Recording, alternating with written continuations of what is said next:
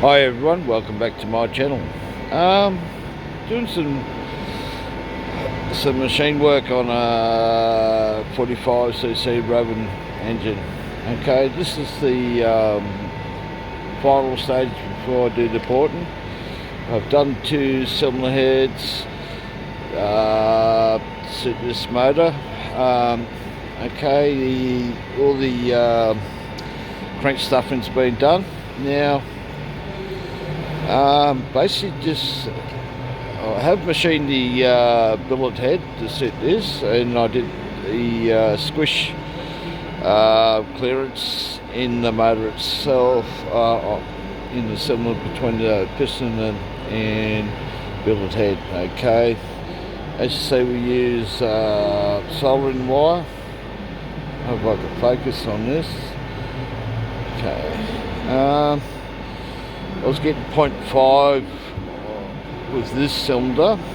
Okay, it's probably more like 0.4. You feel pinching as you crank it over. So basically we're going to do on the other cylinder, it was working out like 0.3, which is way too tight a clearance. Okay, because when you get the heat, you get expansion, heat expansion, otherwise the piston swells a bit, so that will change. So more or less I'm trying to get a 0.6, that's what I'm after. Now, I don't know if you can see, basically I'm going to redo the angle on the chamfer inside the billet head. Okay, so we go over, it's in the lathe, all ready to go. Okay, so basically it's set up. I think I roughly did it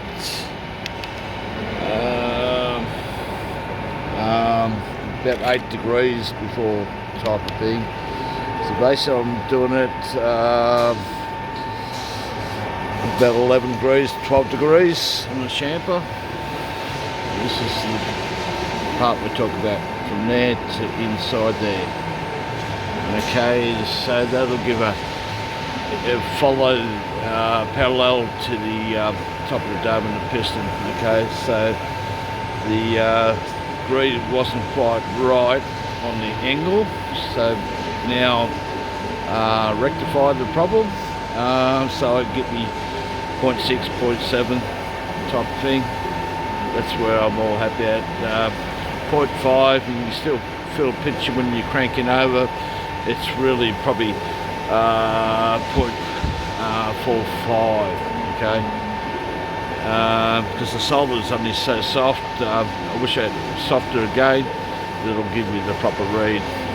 Okay, so I was using plasticine yesterday, but it's a bit hard to sort of measure from that when you try to peel the plasticine off the piston. Okay guys, I'm out. Yeah, it's pretty basic. So the head's true on the chuck.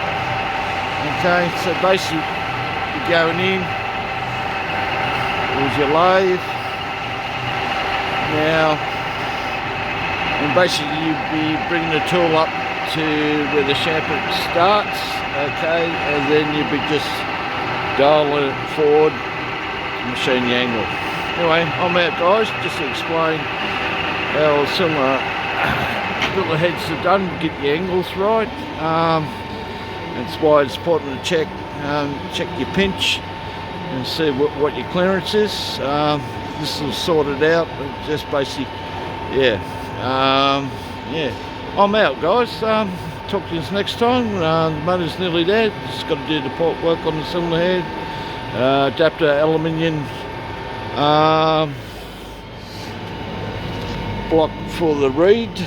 I'm using the area one, but I'm not going to use that type of fiberglass material thing on there, so I'm making up the block before I put the reed block on top things, an adapter. Yeah, so there's not much left, so just do the porting. All the machine work's done, all the stuffing's done. I set up 2 cylinder heads for the custom line. Done the The cylinder head gaskets are 0.5.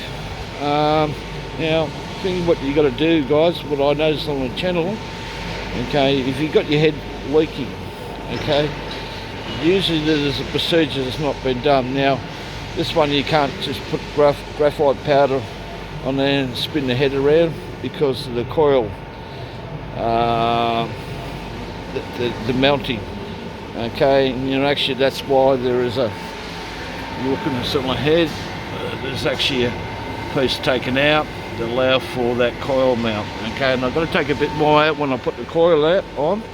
So what I usually do with these copper head gaskets, this machine spot on perfect, okay, I made a jig up for this, so I made 4 or 5 of them.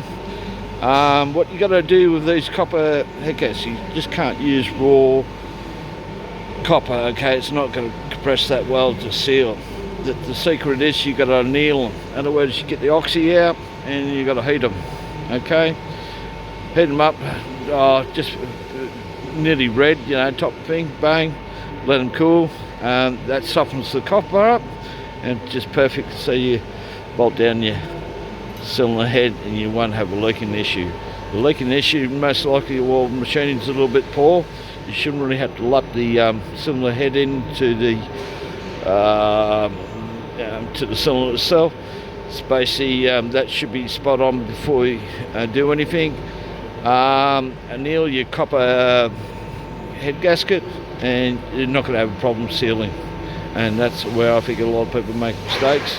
They're not annealing the copper, which doesn't soften it, so when you bolt it all down it should seal 100%. Alright, I'm out, guys, talk to you next time.